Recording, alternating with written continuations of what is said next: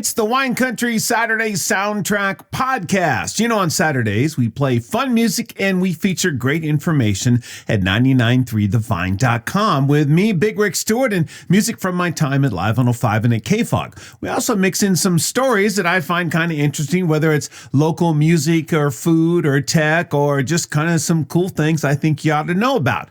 It's always lots of fun. Fun music and great information happens every Saturday at 993thevine.com. And the Wine Country Saturday Soundtrack Podcast features great information like this. It's the Wine Country Saturday Soundtrack. I'm Big Rick Stewart. I know you've seen the Can Do Napa Valley Give Guide over all these years, right? I mean, it seems like it's everywhere. It's at the checkout stands and all that stuff. What is this all about? I looked into it for you. It's really cool. In the past 10 years, the Give Guide has raised about $5 million, thanks to your contributions, for 147 Napa Valley local nonprofits. Now, if you choose to give, there are different categories: animals, creative arts, community education, environment, health and wellness, youth, and seniors. So you're not giving money to the Give Guide, you're actually picking a charity.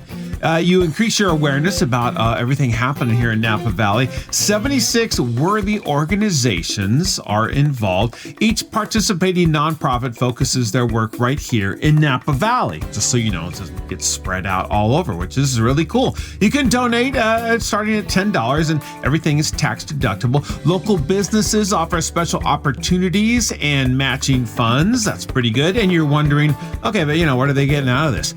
The Can Do organization takes no fee. All the money you donate to a nonprofit through the Give Guide goes directly to that nonprofit, minus the 2.7% credit card fee. If you pay by check, then it's 100%. That's pretty good. It's a project from the Napa Valley Can Do grassroots community service organization, and they just do this because it's a good thing to do. Can Do volunteers orchestrate this whole collaborative effort, and so now you know. So check out the Give Guide. You can check them out online, candogiveguide.org, and give a little bit, $10. Get you started. I'm Big Rick Stewart. It's the Wine Country Saturday Soundtrack at 99.3 The Vine. I'm Big Rick Stewart. It's the Wine Country Saturday Soundtrack. At Christmas, there's a lot of lists going on. The naughty and nice list. I mean, that's Santa's big list. And, well, there's also the Wine Enthusiast Top 100 Wines of the Year list. And from that, I have some picks from an article. They have the best California wines to drink right now. These are on their year-end list. Now, I pulled out the Napa Valley wines just because I can't run down 100. One of them, though, I did kind of let sneak in on the list. Okay, so here we go. At number 37, Pride Mountain 2021 Chardonnay. Scored 95 points, costs about $50. At number 37, that's a good Chardonnay. Stolen Owl 2019 Malbec scored 96 points, and it costs about $45. Came in at number 21. That's a good Malbec. And it's from Knights Valley, which I know is in Sonoma, but it's right next to Calistoga, so I let them be on this list. Louis Martini 2019 Lot Number 1 Cabernet Sauvignon costs about $250. Wow. Scored 96 points. Wow. And it's number 11 on the Wine Enthusiast Top Wines of the Year list. And at number 1, the number 1 Napa Valley wine on the list, and the number 1 wine on the list, good for gift giving, even gift giving to yourself. Duckhorn 2019 Monitor Ledge Vineyard Cabernet Sauvignon scored 96 points. That is a vineyard right off Silverado Trail up by Calistoga. Number 1 wine of the year, according to Wine Enthusiast. Costs about $100. You might have to look for it, and maybe now it's selling fast because it's the number 1 wine of the year. How's that? Well, if you give any of those as a gift, that would be awesome. And if you enjoy them for yourself, also awesome. I'm Big Rick Stewart. It's the Wine Country Saturday Soundtrack at 99.3 The Vine.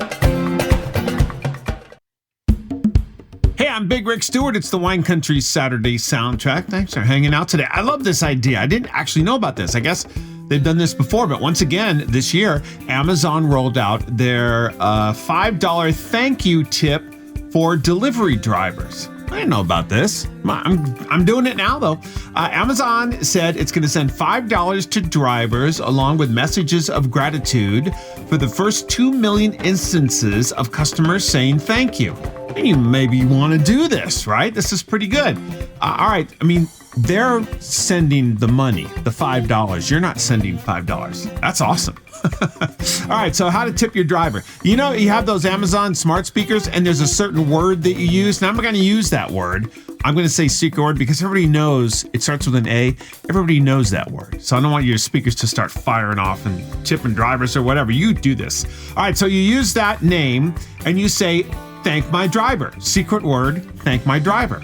On your Amazon Alexa speaker, right? So it knows what to do. And you can also do this on the app in the search bar. You just type in thank my driver. What happens? Well, whoever delivered the latest order to your house is who gets the tip. So you can do that the next time you get a package. That's pretty good. Hopefully nobody steals it from your porch or package theft thing, right? All right, so check this out. Amazon said it developed the feature after hearing many examples of delivery drivers forming relationships with customers and sometimes playing the role of the unexpected hero. Pretty cool. I like that. Amazon delivery drivers work pretty hard and they work late hours and all that stuff. You know what else you can do? Unrelated to this story, leave out some snacks for your drivers. I'm sure they appreciate that as well. I've seen that on some of the Ring videos. All right, thank you, drivers, no matter what your service, and give them a tip and let Jeff Bezos pay for it. I'm Big Rick Stewart. It's the Wine Country Saturday soundtrack at 99.3 The Vine. I'm Big Rick Stewart. It's the Wine Country Saturday soundtrack. Thanks for hanging out with me today. Hey, I saw U2 at Sphere Las Vegas. I'm a longtime U2 fan. I mean, ever since like the little clubs in San Francisco and all that. Seen them at many venues. Sphere Las Vegas is this amazing place. It is next to the Venetian. It holds about 20,000 people if you allow people on the floor like they did for the U2 concert. The total cost of this incredible immersive audio and video thing is $2.3 billion. Wow. But it is amazing. So the U2 show was great. Loved it. Band performed really well. I was sitting about halfway up in the Sphere section and the sound was incredible. I have to say the sound was as good a sound. It was perfect. As good as anything I've ever heard in my life. It was like listening to headphones. Everything sounded crystal clear. It was fantastic. And as far as why you go to the Sphere, that incredible visual thing you might have seen on the internet, on social media and more, it's amazing. I mean, floor to ceiling, all the way left, all the way right, this immersive video screen thing happening while the band's playing, it's just amazing. But it doesn't happen all the time. There are times when the video is really pulled back and it's just the band projected behind them, kind of like what we see at a big rock concert, right? Which is good because it gives your brain and your eyes a chance to take a break. And then when the whole video show comes back, it's amazing. It's incredible. I definitely recommend, even if you have to pay a lot of money, get some tickets on the secondary market. See the U2 show at Sphere Las Vegas if you're a U2 fan. If not, come to Vegas and you can watch a movie inside of the venue, and it has rumble sounds in the seats, and the video is incredible and it's amazing. And look for it on the internet, and everything you've seen about Sphere Las Vegas is true. It's an incredible must-do when you come to Las Vegas. I'm Big Rick Stewart. It's the Wine Country Saturday soundtrack at 99.3 The Vine.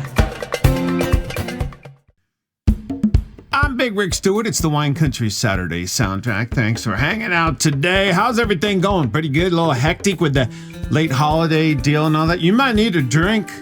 Well, you make that call. You can make some Grinch Punch. This is a really good recipe from Delish. Grinch Punch. Yeah, Christmas morning or the night before, maybe tonight for a holiday party. They say it couldn't be easier. All you need is lemon lime Kool-Aid mix, lemon lime soda, pineapple juice, vodka, and ginger ale. When you're ready to serve, create red-rimmed glasses by adding lime juice to your rims, then dipping them in red sanding sugar. Very pretty, very decorative. All right, can you make it non-alcoholic? Absolutely.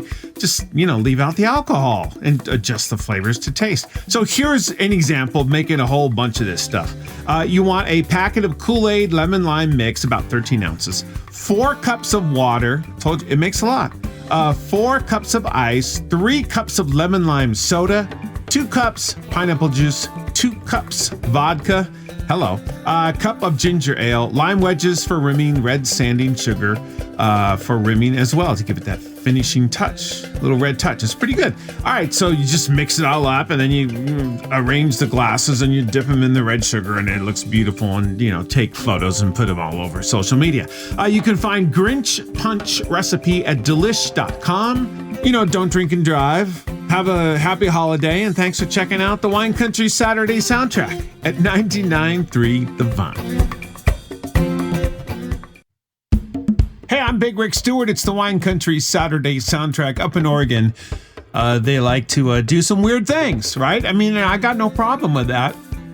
Although blue cheese beer might not be my thing. Really? UPI says a brewery and a creamery teamed up in Oregon to create a product they admit might inspire some skepticism. Yes, blue cheese beer. Rogue Creamery, I have some good cheese, and Crux Fermentation Project teamed up to create the Cool Ship Beer No. 6, a lambic-style ale brewed using Rogue River blue cheese and aged in oak barrels for 2 years. Margaret Merritt, cheese emissary for Rogue Creamery, said that I think we handled a healthy dose of skepticism even from our blue cheese devotees. Larry Sydor is the founder and master brewer for the Crux Fermentation Project. Said it was a hard sell even for his own team. When I told my brewers what we're doing, they pretty much laughed. They thought, no way this will work. But I guess it kind of did work because they say it's a pretty tasty brew. It's got nuance and complexity, but it's not too cheesy. It's not too strong. It's a really nice balanced product that once you get to know it a little more, maybe sip 2-3 glasses, because the more beer you drink, the better it tastes. Like a lot of alcohol. It just kind of picks up a little bit on the hint of blue cheese at the finish. And anyway, they say they're really impressed, and the brewers were very skeptical, but even they were impressed. So if you want to try this, you might have to look for it. Cool Ship Beer No. 6 with that blue cheese touch. I don't know about that. I'm Big Rick Stewart. Hey, whatever. You do you. It's the Wine Country Saturday soundtrack at 99.3 The Vine. Well, those are some stories that I have featured on the Wine Country Saturday soundtrack. Tune in at 8 a.m. every Saturday at 993thevine.com. I'm Big Rick Stewart here. Music from my days at Live 105 and KFOG, some current songs, lots of surprises and more. It's always lots of fun. We have a 10 at 10, a Beatles brunch at noon. It happens all day. The Wine Country Saturday soundtrack and the Wine Country Saturday soundtrack podcast. Tell your friends, and thanks for listening to this podcast, and thanks for checking out 99.3thevine.com.